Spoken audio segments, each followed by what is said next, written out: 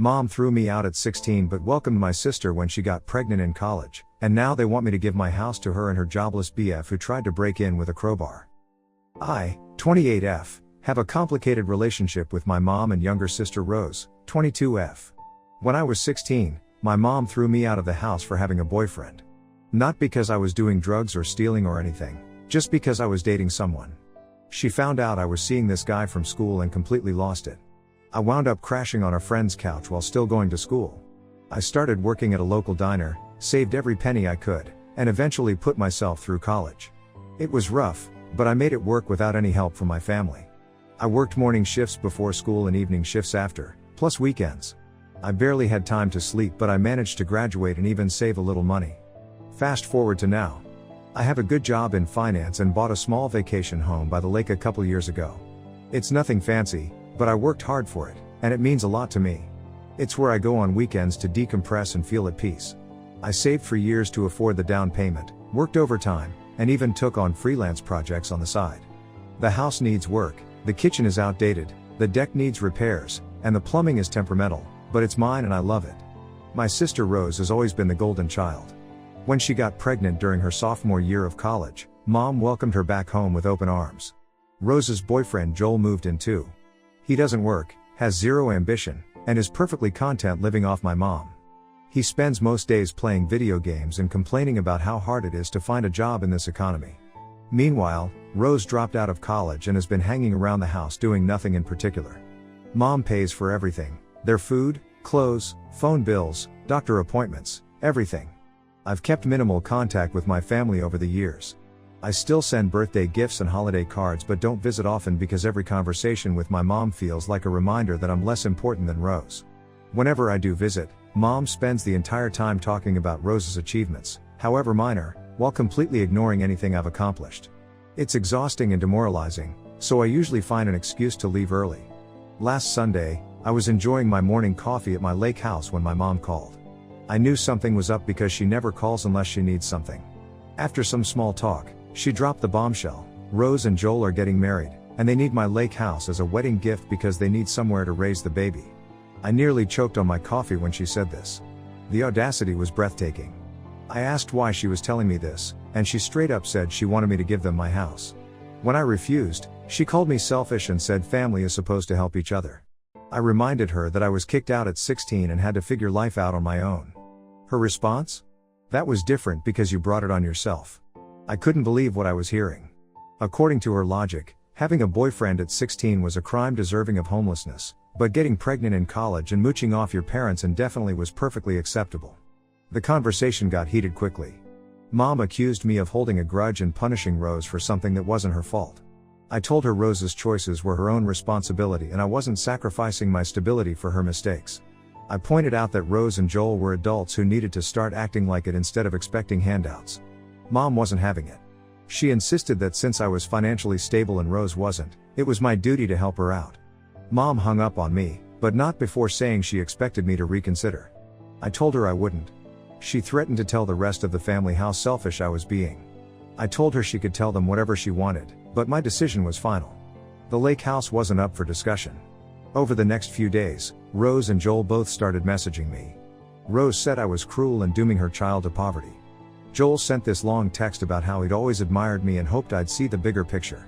I told them I couldn't believe how cruel they were to bring a child into the world in their condition, much less think of having one. I suggested they focus on getting jobs and saving money instead of trying to take what I had worked for. Then my mom sent me a message listing all the reasons why I owe this to Rose.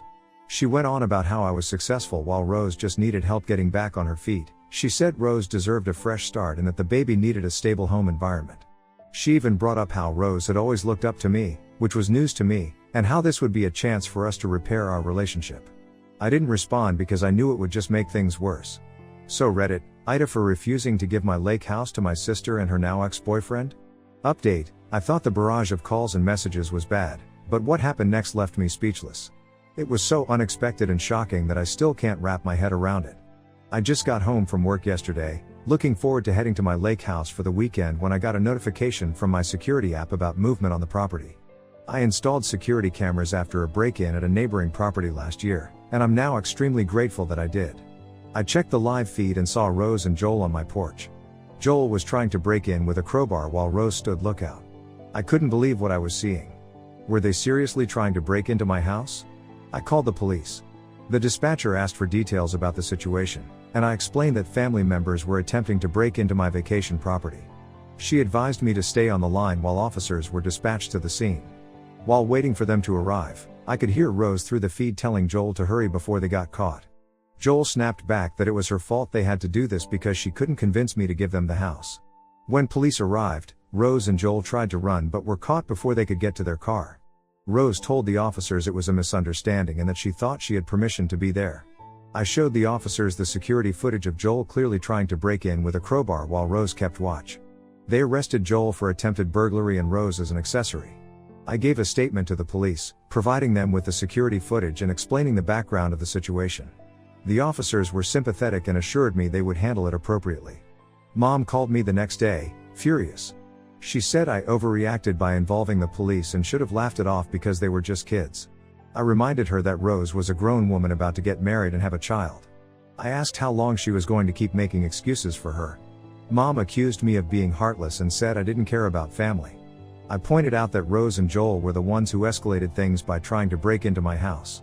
I told her since she likes using the family card so much, maybe she should reconsider calling me family since she cut me out years ago. She hung up on me again. I spent the rest of the day dealing with the aftermath of the incident. I contacted a locksmith to change the locks on the lake house, even though Joel hadn't managed to get in. I also upgraded my security system to include motion sensors and better cameras. I wasn't taking any chances at this point. Update 2, the fallout got worse. Rose stopped contacting me, thankfully, but Mom started calling daily. Her voicemails ranged from crying to yelling. She claimed I was being cruel to Rose during her vulnerable time and that I should drop the charges because family doesn't call the cops on family. I blocked her number after the 5th voicemail, but that didn't stop her. She started calling from different numbers, and I eventually had to screen all my calls. She even showed up at my apartment unannounced. I wasn't expecting visitors, so when I heard the knock, I assumed it was a package delivery. When I opened the door, she immediately started saying I was tearing the family apart. She begged me to drop the charges against Rose and Joel and give them the house. She said they were facing serious legal consequences and it was all my fault for being stubborn. I refused and said I was done being the scapegoat for their poor decisions. That's when Mom said if I didn't do this for Rose, I would regret it for the rest of my life. She said family was all we had and once it was gone forever. She went on about how family should stick together through thick and thin, and how I was choosing material possessions over blood ties. For a second, I wondered if I was being too harsh. The guilt trip was effective, I'll give her that. Then I remembered everything I'd been through, being kicked out at 16, struggling on my own, never getting any help. I asked Mom if she ever regretted kicking me out, she just stammered. I told her family goes both ways and I wasn't going to sacrifice myself for people who were never there for me. I reminded her that she had chosen Rose over me repeatedly, and now she was asking me to give up my hard-earned property for someone who had literally tried to break into it. She left without another word, slamming the door behind her. That night, Rose texted, "You've ruined my life." I was tempted to ignore it but ended up replying that she was ruining her child's life and should consider adoption. I know it was petty, but I was fed up with the blame game. I was tired of being made to feel guilty for protecting myself and my property. Update 3, I was right. Rose took to social media to paint me as the villain. She posted about how I was hoarding a vacation home while she, a struggling mother-to-be, was facing homelessness. She conveniently left out the break-in attempt and their arrests. She made it sound like I was some greedy monster who didn't care about her own family. Her posts were carefully crafted to garner sympathy while painting me in the worst possible light. Her posts were pure drama, teary-eyed photos of her standing outside some small apartment with captions begging for sympathy. She claimed she couldn't believe her own sister would abandon her during such a critical time. She talked about how scared she was about the future and how she just wanted stability for her unborn child. She even mentioned how she had nowhere to go now that Joel was facing legal troubles, implying it was somehow my fault their relationship was strained. The comments were mixed. Some people called her out for airing dirty laundry online, but others, mostly her friends, Joel's friends, and distant relatives, rushed to her defense with the whole family should help each other line. They said I was heartless for not helping my pregnant sister in her time of need. They didn't know the full story, of course, but that didn't stop them from judging me based on Rose's skewed version of events. Mom jumped in too, agreeing with Rose and saying she couldn't believe how cold-hearted I'd become. She commented on every post, adding her own details about how I had always been difficult and how she had tried her best to make peace between us. She made it sound like I was the problem all along, completely rewriting history to fit her narrative. I tried to ignore it until Rose crossed the line. She posted a picture of my lake house with a caption saying something like, "This is the house my selfish sister is keeping all to herself while I struggle." The photo was clearly taken right before they got arrested during the break-in attempt. People started speculating about the house's location and value in the comments. Some even joked about showing up there to claim it for Rose. The invasion of privacy was outrageous. I felt like my personal space was being violated all over again. That's when I contacted a lawyer.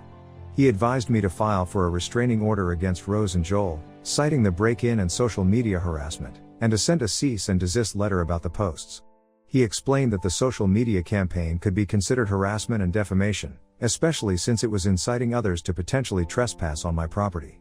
He helped me gather all the evidence and file the necessary paperwork.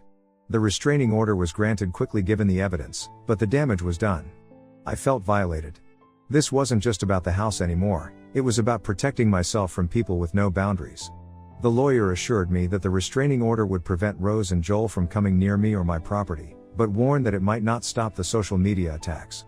He suggested documenting everything in case we needed to take further legal action. Rose finally stopped posting about me online after the restraining order, but then Mom decided to take matters into her own hands. She wasn't bound by the restraining order. She showed up at my lake house unannounced one Saturday morning while I was gardening. I had driven up early that morning to do some yard work and clear my head. I was pulling weeds when I heard a car pull into the driveway. I didn't want to deal with her, but ignoring her would only make things worse. I stood up, brushed the dirt off my hands, and braced myself for another confrontation. Mom immediately launched into how I had destroyed my relationship with Rose and ruined the family's reputation.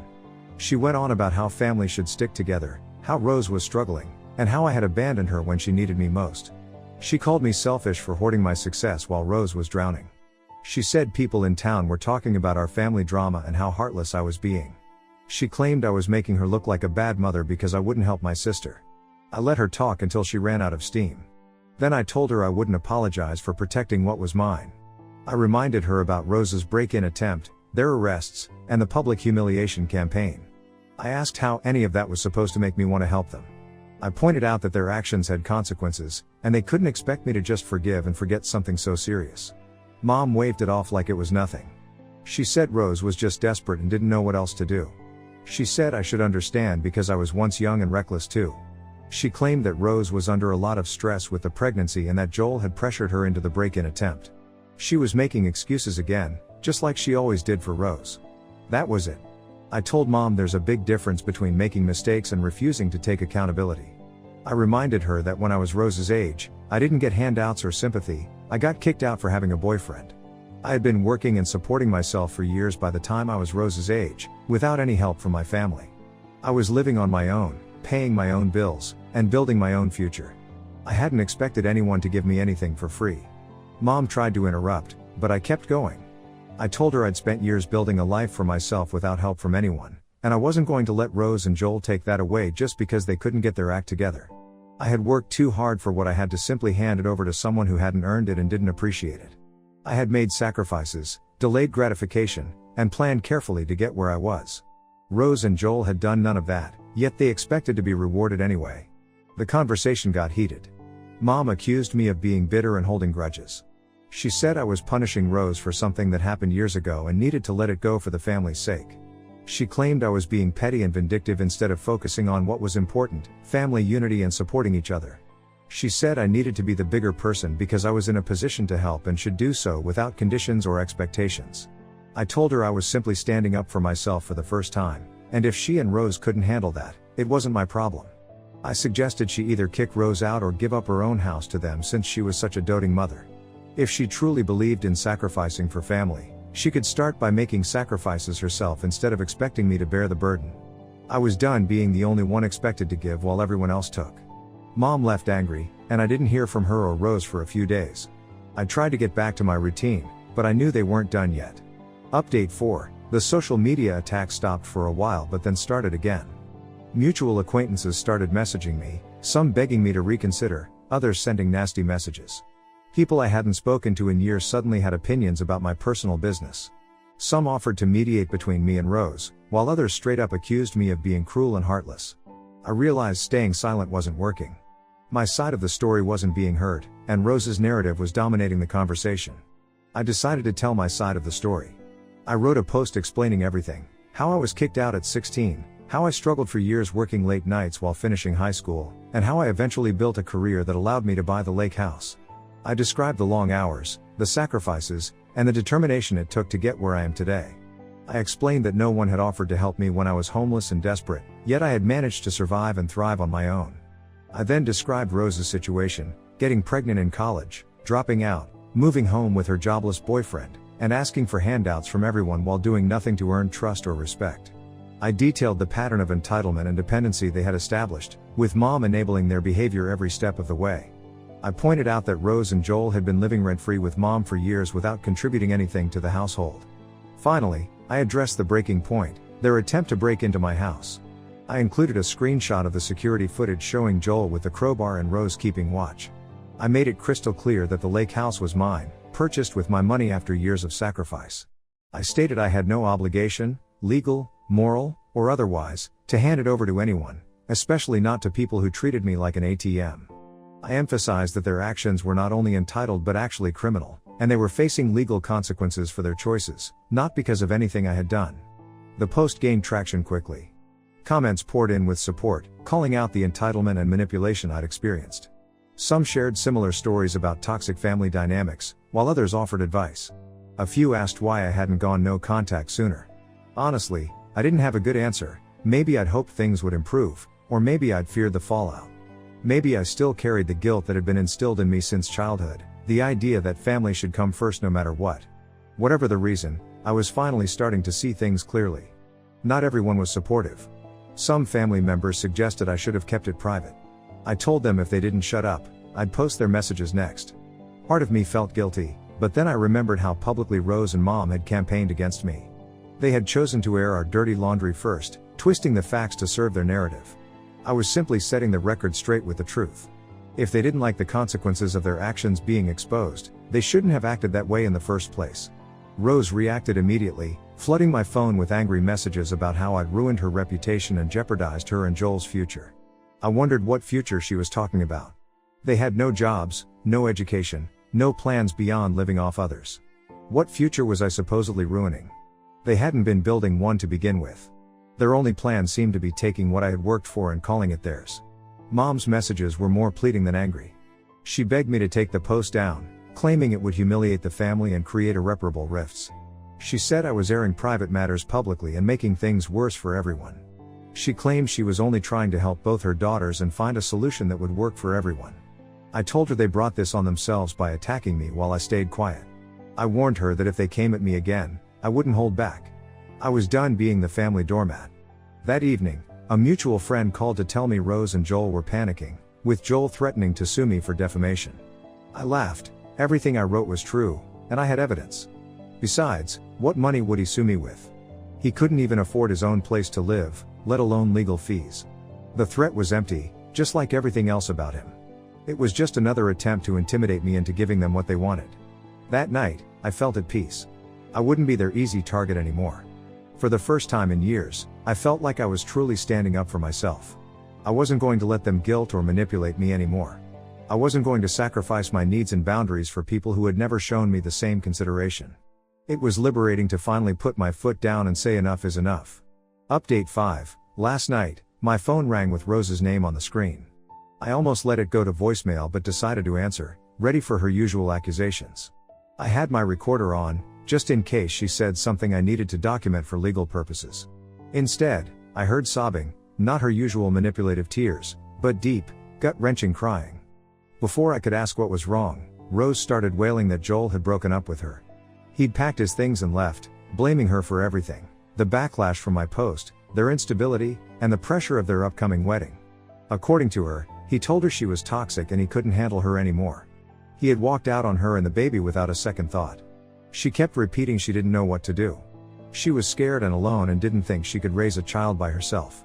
She had no job, no savings, and no support system beyond Mom, who was already stretched thin financially. She claimed she had hit rock bottom and didn't see a way forward. She said she was calling me because she had nowhere else to turn. For a moment, I almost felt bad for her. Her pain seemed genuine for once, and the situation with Joel was undeniably difficult. Then my anger resurfaced. I kept my voice steady, but my words came out cold. I wasn't going to be manipulated by her tears or her crisis. I had been through worse at a younger age and had managed without anyone's help. She could do the same. I told her she had no one to blame but herself. She'd chosen to have a baby without any plan, without considering consequences, and with a man who clearly couldn't be a supportive partner. I asked what she'd been thinking. Did she really believe Joel, who couldn't keep a job or take responsibility for himself, would magically become a reliable husband and father? Had she not seen the warning signs that he was unreliable and immature? Had she honestly thought he would step up when the going got tough? She tried to interrupt, but I continued. I reminded her how she'd spent weeks attacking me, trying to guilt me into giving her something I'd worked for. I asked if she'd been in her right mind when she decided to break into my house, when she stood there with Joel thinking it was okay to take what wasn't hers. I pointed out that her current situation was the direct result of her own choices and actions. She had chosen to get pregnant without financial stability. She had chosen to stay with Joel despite his lack of ambition. She had chosen to try to take my house instead of finding her own solution.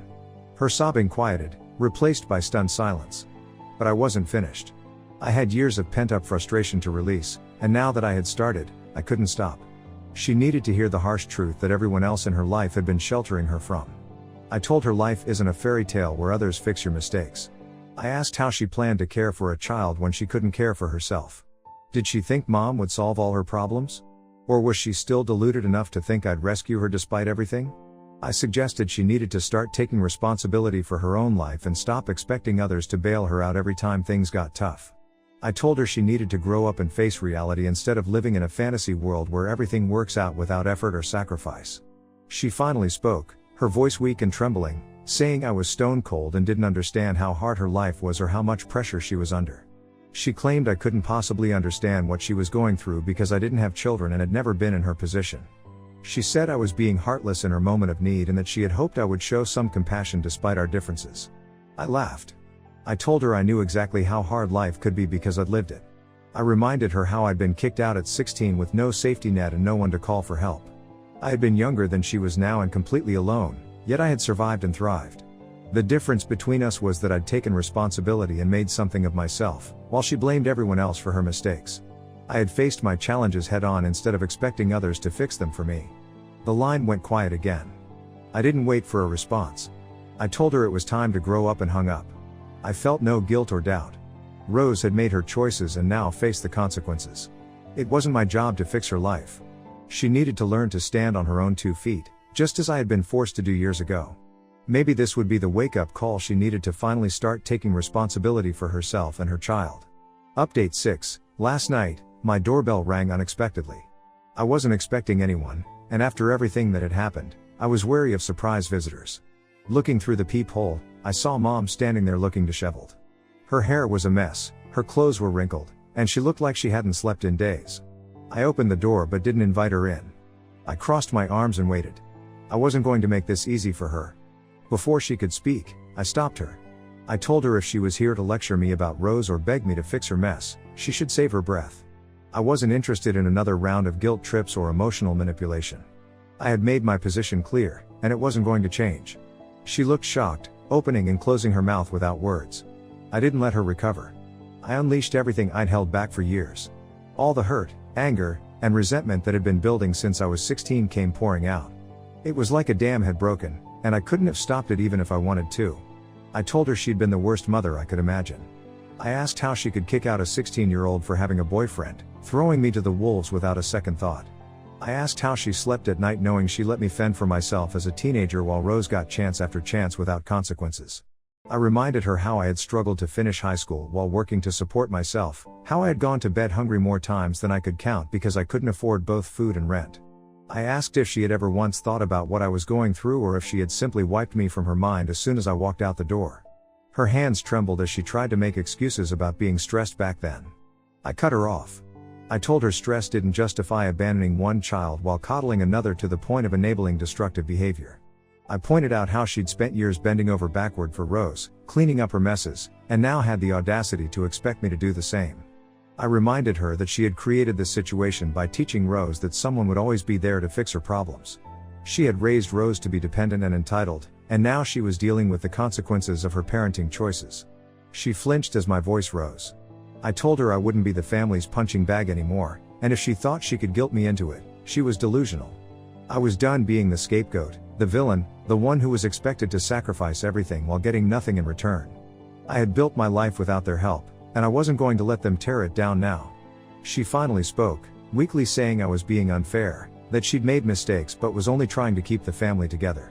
She claimed she loved both her daughters equally and wanted to find a solution that would work for everyone. She said she was just trying to be a good mother to both of us in the best way she knew how. I laughed and told her if she wanted a united family, she should have treated her children equally instead of making me the villain while portraying Rose as a helpless victim. I pointed out that her idea of keeping the family together seemed to involve me giving up everything while Rose contributed nothing. That wasn't family, that was exploitation. Real families supported each other reciprocally, not just taking from one to give to another. Her face crumpled, but I felt nothing.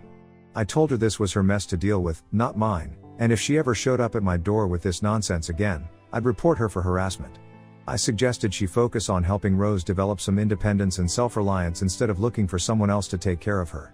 Rose needed to learn to stand on her own 2 feet, and Mom needed to stop enabling her destructive behavior. She tried to protest, saying she was just trying to help Rose. I cut her off and told her it was her problem that she'd only ever helped one child. I wasn't about to let her or Rose tear down what I'd built. I had worked too hard for too long to get where I was, and I wasn't going to sacrifice it all because they couldn't get their act together. She stood there stunned, mouth opening and closing without words. I didn't give her a chance to recover. I slammed the door in her face. "Figure it out like the worthless rats you are," I told her before shutting the door. The words were harsh, but I was past caring. They had pushed me to my breaking point, and I was done playing nice. I know she'll probably tell everyone I'm the villain, but I've decided to go no contact with all of them. I've blocked their numbers, unfriended them on social media, and instructed my lawyer to handle any further communication. I'm tired of the drama, the manipulation, and the entitlement. I deserve peace and stability, and if that means cutting ties with toxic family members, so be it.